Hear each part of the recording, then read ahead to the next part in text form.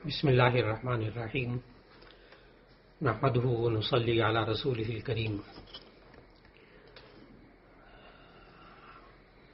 ہم دین اسلام کی تعلیمات پر مشتمل دروس کے سلسلے میں ہم نے اس بات کا مطالعہ کیا کہ ہمیں ایمان لانے کے لیے 5 چیزوں پر 5 باتوں پر ایمان لانا ضروری ہے، اور اس کے لیے ہم ایمان مفصل میں وہ 5 چیزیں پڑھتے ہیں: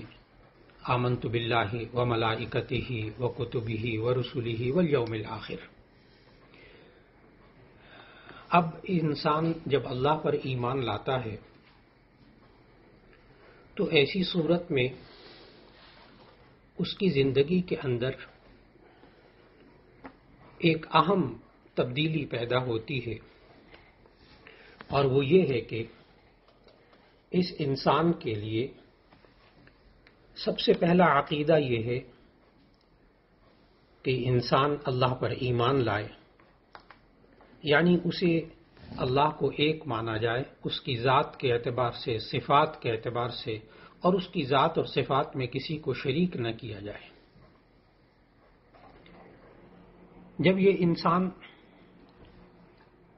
اللہ پر ایمان لاتا ہے تو پھر اس کی زندگی میں چند اثرات مرتب ہوتے ہیں۔ پہلا تو یہ ہے کہ انسان کے اندر انسانی عظمت کا احساس پیدا ہوتا ہے۔ جب انسان کو یہ پتہ چلتا ہے کہ کائنات میں ایک ہی قوت کا حکم چلتا ہے اور اللہ ہی کو مکمل اختیار ہے، تو انسان جگہ جگہ سے رہنمائی حاصل کرنے کے بجائے ایک ہی مرکز سے تعلق مضبوط کرتا ہے۔ اور پھر دوسری چیز، انسان کے اندر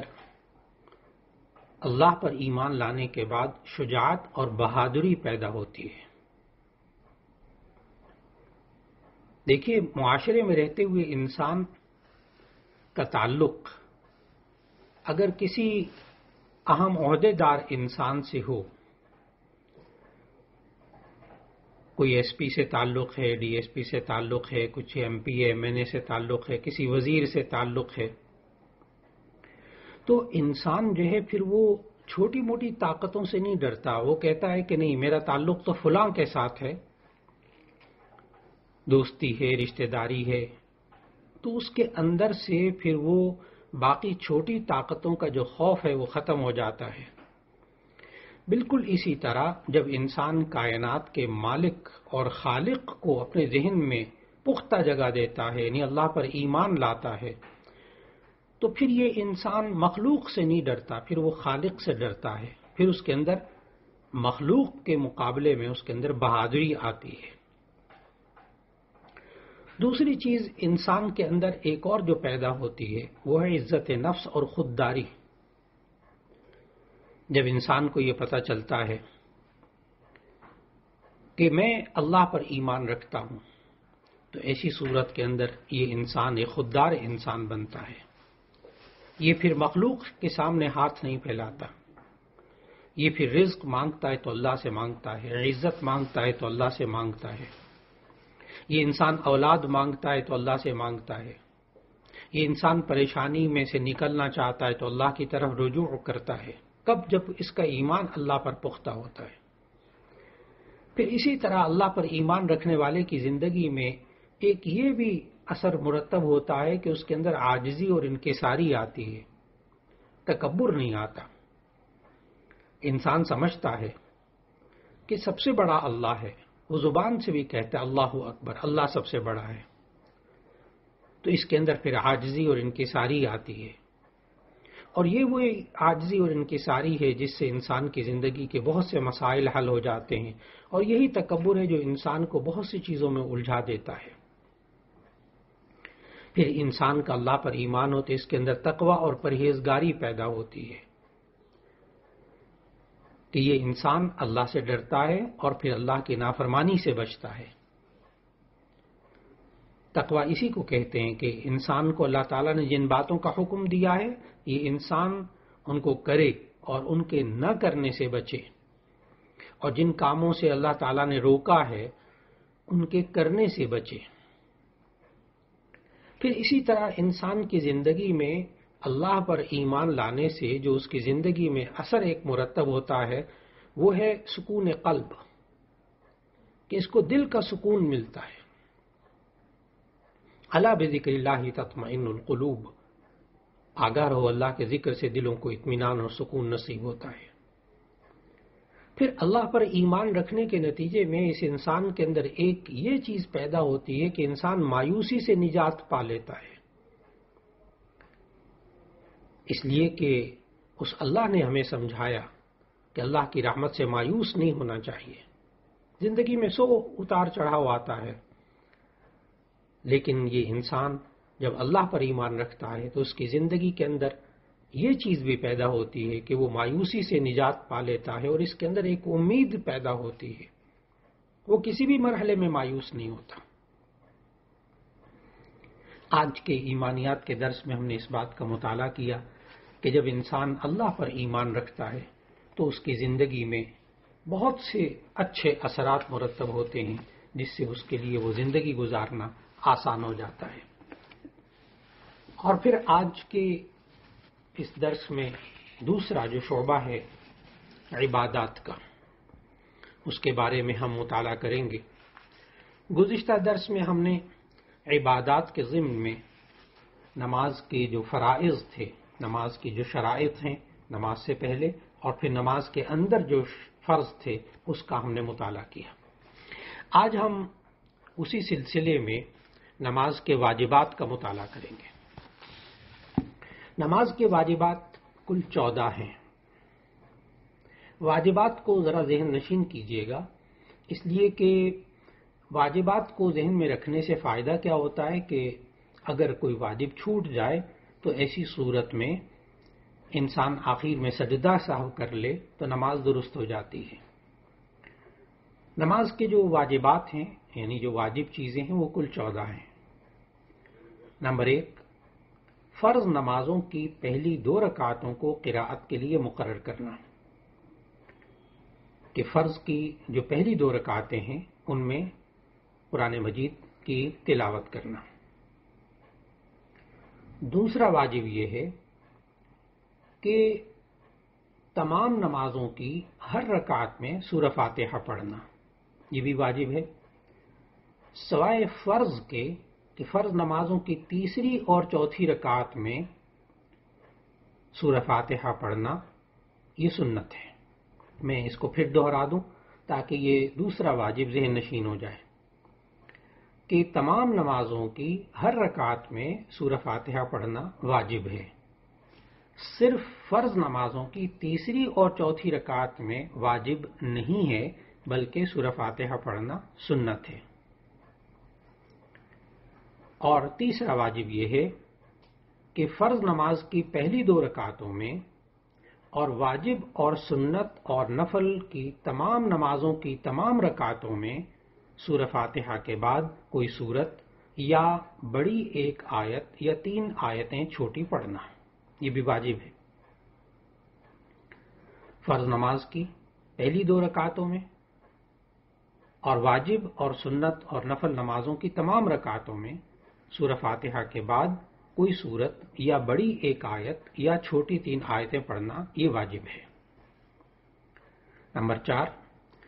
سورہ فاتحہ کو سورت سے پہلے پڑھنا، پہلے آپ سورہ فاتحہ پڑھتے ہیں پھر اس کے بعد کوئی سورت پڑھتے ہیں،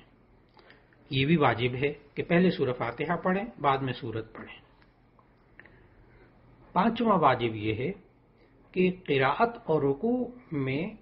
اور سجدوں اور رکعتوں میں ترتیب قائم رکھنا، یعنی جو نماز کے فرائض ہیں ان کے اندر ترتیب قائم رکھنا یہ بھی واجب ہے۔ نمبر 6، قومہ کرنا یعنی رکوع سے اٹھ کر سیدھا کھڑا ہونا، یہ بھی واجب ہے۔ نمبر 7، جلسہ یعنی دونوں سجدوں کے درمیان سیدھا بیٹھنا یہ بھی واجب ہے۔ نمبر 8 تعدیل ارکان، یعنی رکوع سجدہ وغیرہ کو اطمینان سے اچھی طرح ادا کرنا یہ بھی واجب ہے۔ یہ تعدیل ارکان کو سمجھ لینا چاہیے کہ تعدیل ارکان یعنی رکوع سجدہ وغیرہ کو اطمینان سے اچھی طرح ادا کرنا۔ یہ اطمینان سے مراد کیا ہے کہ انسان رکوع کرے تو اتنی دیر کم از کم رکوع کی حالت میں رہے کہ ہر عضو اپنی اپنی جگہ ٹھہر جائے، یعنی نماز کے جتنے اعمال ہیں ان اعمال کو ادا کرتے وقت انسان اتنی دیر اس عمل میں ٹھہرا رہے کہ اس کے اعضاء اپنی اپنی جگہ ٹھہر جائیں، اس کو کہتے ہیں تعدیل ارکان۔ لہذا اگر کوئی بندہ سجدہ کرے اور بالکل جیسے ٹھونگ مار کے ایک دم سر اٹھا لے تو یہ واجب چھوٹ گیا، سجدہ تو ہو گیا لیکن واجب چھوٹ گیا، اس کو سجدہ صاف کرنا پڑے گا۔ اور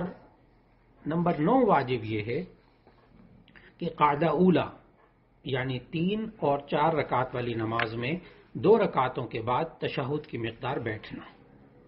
قاعدہ اولا یہ بھی واجب ہے۔ یہ بھی ذہن میں رکھیے گا کیونکہ عام طور پر جو نماز میں ہم سے بھول ہو جاتی ہے، جو انسان واجبات میں سے جو بھولتا ہے اس میں سے ایک قاعدہ اولا ہے کہ دوسری رکعت میں یعنی 3 رکعت یا 4 رکعت والی نماز میں 2 رکعتوں کے بعد جب انسان بیٹھتا ہے وہ بیٹھنا کبھی کبھی بھول جاتا ہے، جس کی وجہ سے سجدہ سہو ہوتا ہے۔ نمبر 10واں واجب دونوں قاعدے میں تشہد پڑھنا، دونوں قاعدوں میں تشہد پڑھنا، یعنی قاعدہ اولا میں بھی 2 رکعت کے بعد بھی اور قاعدہ اخیرہ میں بھی تشہد پڑھنا، التحیات للہ والصلوات والطیبات، یہ پڑھنا واجب ہے۔ نمبر 11 امام اگر امامت کرا رہا ہے تو اس کو فجر کی نماز میں، مغرب کی نماز میں، عشاء کی نماز میں، جمعے میں، عیدین میں، تراویح میں اور رمضان کے وطروں میں بلند آواز سے قرأت کرنا، اور ظہر اور عصر کی نمازوں میں آہستہ پڑھنا۔ تو آسان الفاظ میں ہم یہ کہہ سکتے ہیں کہ اگر کوئی امامت کرا رہا ہے تو وہ فجر، مغرب اور عشاء میں اور جمعے میں اور عیدوں میں اور تراویح میں اور رمضان کے وطروں میں بلند آواز سے قرأت کرے گا، اور ظہر اور عصر کی نمازوں میں اگر امامت کرا رہا ہے تو وہ آہستہ آواز سے پڑھے گا۔ 12واں واجب یہ ہے کہ نماز کے آخر میں لفظ سلام ادا کر کے نماز کو مکمل کرنا، یعنی دونوں طرف السلام علیکم ورحمۃ اللہ، السلام علیکم ورحمۃ اللہ کہہ کر نماز مکمل کرنا، یہ بھی واجب ہے۔ 13واں واجب ہے،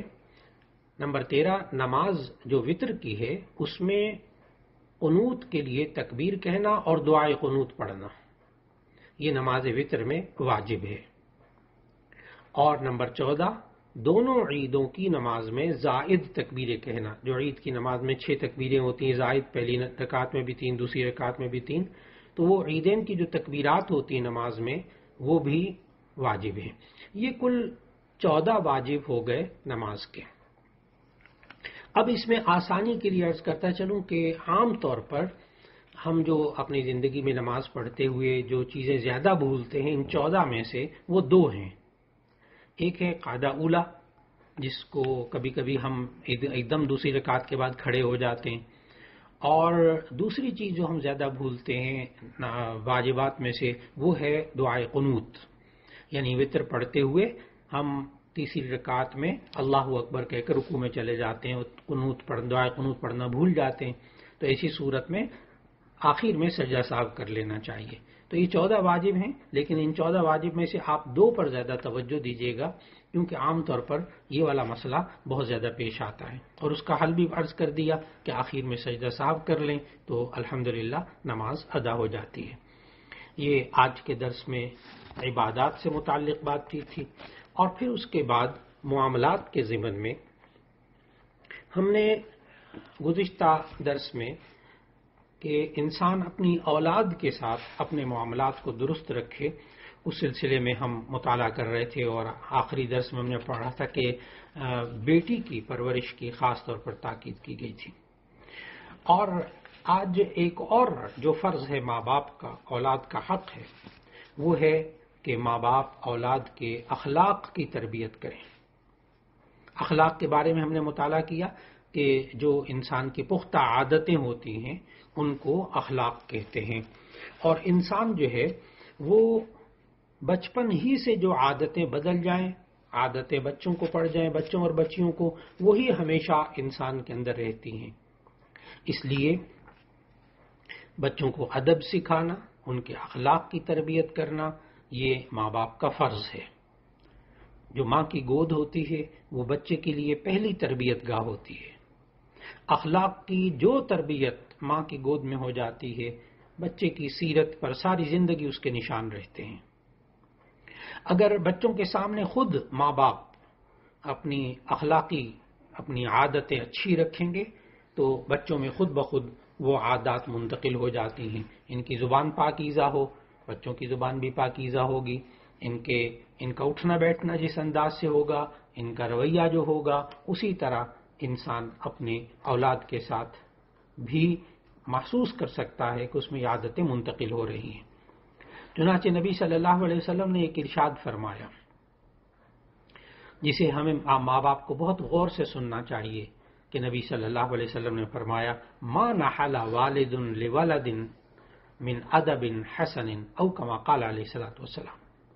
کہ کسی باپ نے اپنے بچے کو اچھے ادب سے بہتر کوئی تحفہ نہیں دیا ہوگا۔ ہم اپنی اولاد کو جو بہترین گفٹ، بہترین تحفہ دے سکتے ہیں وہ ہے اچھا ادب، اچھے اخلاق۔ اسی طرح بچوں کے لیے تعلیم، بچوں کو تعلیم دلانا، یہ بھی ماں باپ کا فرض ہے، اولاد کا حق ہے۔ وہ علم جو کہ ہر انسان کے لیے فرض ہے کہ انسان اپنے اچھے اور برے کا علم حاصل کرے۔ یہ انسان اگر علم حاصل کرتا ہے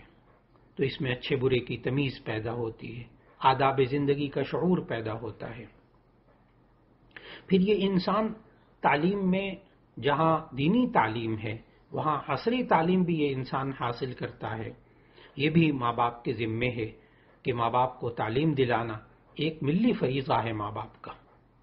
اور اس میں تعلیمی اداروں کے اندر بھیجنا تعلیم دلانے کے لیے، جس میں کہ اس لیے اس کے عقائد کی اصلاح ہو، عبادات اس کے اندر آئیں، حلال و حرام کی تمیز اس کے اندر پیدا ہو، بڑوں کی تعظیم، ادب سکھانا،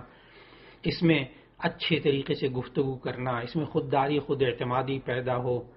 اور اچھائی اور برائی میں یہ فرق کرنا سمجھ جائے۔ اور پھر یہ انسان تعلیم کے ذریعے، یہ ضروری نہیں کہ انسان وہی تعلیم دلائے کہ جو کہ ذریعہ روزگار ہوتی ہے۔ اصل میں تعلیم کا جو مقصد ہوتا ہے وہ یہ زندگی کے اندر اچھے برے کی تمیز پیدا کرنا، شائستگی پیدا کرنا، زندگی کے آداب اور اخلاق اس کے اندر آ جائیں، یہ مقصود ہوتا ہے تعلیم کا۔ ہاں البتہ حصول معاش کے لیے جو تعلیم مددگار ہوتی ہے وہ بھی انسان کے لیے ضروری ہے، لہذا ماں باپ کے اوپر یہ بھی ذمہ داری ہے کہ وہ حصول معاش کے لیے جو علوم اور جو فنون ضروری ہیں، جو ہنر ضروری ہے، جو علم ضروری ہے، وہ بھی اپنی اولاد کو ضرور سکھائیں۔ اولاد کے ساتھ حسن معاملہ، اچھا معاملہ کرنے کے بارے میں باقی باتیں انشاءاللہ آئندہ درس میں ہو سکیں گی۔ اب چوتھا شعبہ ہمارے معاشرت کا ہے۔ معاشرت یعنی رہنا سہنا، اس کے آداب کا ہم مطالعہ کر رہے تھے، اور گزشتہ درس میں ہم نے اس بات کا مطالعہ کیا تھا کہ ہمارا لباس کیسا ہونا چاہیے، ہمیں اپنی زندگی کے اندر کس قسم کا لباس پہننا چاہیے۔ تو گزشتہ سبق میں جو کہ جائز لباس ہے اور ممنوع لباس ہے اس کے بارے میں بات ہوئی تھی، اور ہم نے یہ مطالعہ کیا کہ سطر کو ڈھانپنے والا لباس ہو، اور غیر مسلموں کو جو پہچان ہوتی لباس وہ نہ ہو، اور اسی طرح مرد اور عورت ایک دوسرے سے مشابہت اختیار نہ کریں۔ اسی طرح نبی صلی اللہ علیہ وسلم نے لباس کے بارے میں یہ ادب سکھایا۔ سوچتا ہے انسان کہ میں لباس کیسا پہنوں، مہنگا پہنوں، سستا پہنوں۔ اصل میں سستا یا مہنگا لباس پہننے کے بارے میں ہمیں نبی صلی اللہ علیہ وسلم نے ایک ادب سکھایا۔ بخاری شریف کی حدیث موجود کہ نبی صلی اللہ علیہ وسلم نے فرمایا البسوا ما شئتم ما لم تکن مخیلۃ ولا اسراف، کہ آپ جو جی چاہے پہنیے، جو جائز حدود ہیں، جو اصول ہم نے پڑھ لیے، اس کے مطابق جو آپ جی چاہے لباس پہنے، ما لم تکن مخیلۃ ولا اسراف، جب تک کہ اس میں تکبر نہ ہو اور فضول خرچی نہ ہو۔ یہ انسان دو باتوں کا اور خیال رکھ لے کہ انسان جو لباس پہنے اس میں فضول خرچی نہ ہو اور تکبر نہ ہو۔ چنانچہ حدیث کی کتابوں میں سنن ابی داؤد میں، سنن ابن ماجہ میں حضرت سالم رضی اللہ تعالیٰ عنہ بیان کرتے ہیں کہ نبی صلی اللہ علیہ وسلم نے ٹخنوں سے نیچے لباس جو کہ تہبند ہے اور شلوار ہے، پاجامہ ہے، اسے لٹکانے سے منع کیا۔ وہ متکبرانہ لباس میں شامل ہو جاتا ہے۔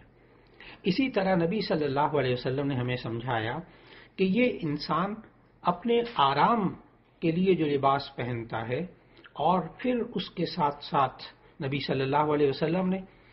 زندگی میں اکثر سادہ لباس پہنا، لیکن کبھی کبھی نبی صلی اللہ علیہ وسلم نے حبارہ یمنی منقش چادریں بھی پہنی، جو کہ اس دور کا قیمتی لباس ہوتا تھا۔ نبی صلی اللہ علیہ وسلم نے رومی اون کا بنا ہوا جبہ بھی پہنا، جو کہ اس وقت کا قیمتی لباس ہوتا تھا۔ لیکن قیمتی لباس پہننا یہ نبی صلی اللہ علیہ وسلم نے اپنی عادت مبارکہ نہیں بنائی،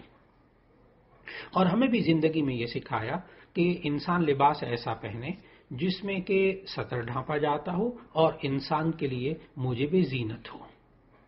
اس لیے انسان کو چاہیے کہ اپنے معاشرے میں رہتے ہوئے لباس پہنے، اور لباس موجب زینت ہو، اور لباس کے اندر تکبر بھی موجود نہ ہو، اس میں محض دکھاوا اور ریاکاری بھی مقصود نہ ہو، اس میں اپنے آپ کو مالی طور پر دوسروں سے برتر دکھانا یہ بھی مقصود نہ ہو۔ اور پھر لباس کے جو آداب نبی صلی اللہ علیہ وسلم نے بتائے، ان آداب کا بھی انسان اختیار کر لے، کہ نبی صلی اللہ علیہ وسلم نے بتایا کہ یہ انسان زندگی کے اندر جب لباس پہنے تو اللہ تعالیٰ کا شکر بھی ادا کرے، اور پھر اس کے ساتھ ساتھ لباس ایسا پہنے جو کہ ڈھنگ کا لباس ہو، کہ الناس یعرفون باللباس، کہ لوگ جو ہیں لباس کے ذریعے پہچانے جاتے ہیں۔ اور اپنے معاشرتی، اپنے مقامی، اپنے قبائل، اپنے علاقے کا لباس، یا اسی طرح جو انسان کو لباس پسند ہو وہ انسان لباس پہن سکتا ہے۔ اللہ اور اس کے رسول صلی اللہ علیہ وسلم نے ہمیں اس بارے میں بہت اچھی خاصی وسعت عطا فرمائی ہے۔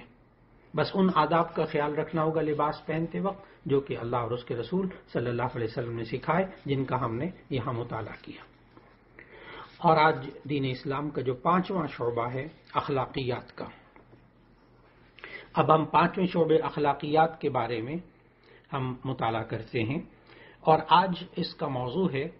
زبان کی حفاظت۔ زبان کی حفاظت یہ بھی نبی صلی اللہ علیہ وسلم نے خود کر کے سکھائی، اور اللہ تعالیٰ نے قرآن مجید میں ہمیں سکھائی۔ سورہ احزاب کی آیت میں اللہ تعالیٰ نے ہمیں یہ بات سکھائی، یا ایھا الذین آمنوا اتقوا اللہ وقولوا قولا سدیدا، اے ایمان والو تم اللہ سے ڈرو اور درست بات کہو، سیدھی بات کہو۔ درست بات وہ ہوتی ہے جو کہ مفسرین نے لکھا کہ اللہ تعالیٰ نے قرآن مجید میں زبان کا جو جو عیب بتایا ہے، اس میں سے کوئی عیب بھی اس زبان کے اندر موجود نہ ہو۔ اللہ تعالیٰ نے ہمیں جو قرآن مجید کے اندر زبان کے عیب بتائے ہیں، ان میں سے ایک ہے جھوٹ، کہ انسان کی زبان سے جھوٹ نہ نکلے تو وہ قول سدید ہوگا۔ نمبر 2، اس کے اندر غیبت نہ ہو۔ غیبت کے بارے میں ہم الگ سے بھی مطالعہ کریں گے اپنے دروس میں، ابھی فی الحال اختصار کے ساتھ ذہن میں رکھ لیجئے، کسی کی غیر موجودگی میں اس کی برائی بیان کرنا، وہ برائی جو اس کے اندر ہو۔ تو جھوٹ بولنا یہ بھی انسان کی زبان کا عیب ہے۔ نمبر 2، غیبت کرنا۔ نمبر 3، بہتان لگانا۔ نمبر 4، کسی کی اوپر تہمت لگانا اور اس کے ساتھ ساتھ اس کی تحقیر اور تذلیل زبان سے ادا کرنا، تمسخر اس کی زبان میں نہ ہو، مذاق اڑانا، استہزاء اور تمسخر نہ ہو، اس کی زبان میں طعنہ دینا نہ ہو، اس کی زبان میں دوسرے کا دل دکھانا نہ ہو،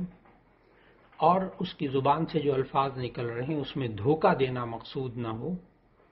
تو یہ تمام باتیں جو کہ اللہ نے ہمیں قرآن مجید میں سمجھایا کہ انسان کی زبان سے جو بات نکلے اس میں کوئی عیب اس طرح کا نہ ہو، تو ایسی صورت میں یہ قول سدید کہلاتا ہے، درست بات کہلاتی ہے۔ زبان کی حفاظت ان تمام چیزوں سے کرنی پڑے گی کہ جو اللہ تعالیٰ نے ہمیں سمجھایا۔ جب انسان زبان کی حفاظت کرتا ہے تو معاشرے کے اندر اللہ تعالیٰ اس انسان کو پرسکون زندگی دیتا ہے۔ ذہن میں رکھنا چاہیے کہ اللہ تعالیٰ نے اس آیت میں ہمیں یہ بھی سمجھایا کہ اے ایمان والو، تم درست بات کہو، سیدھی بات کہو، یصلح لکم اعمالکم، وہ اللہ تمہارے سارے کام درست کر دے گا۔ انسان اپنی زبان کو درست کر لے، اس کے سارے کام درست ہو جاتے ہیں۔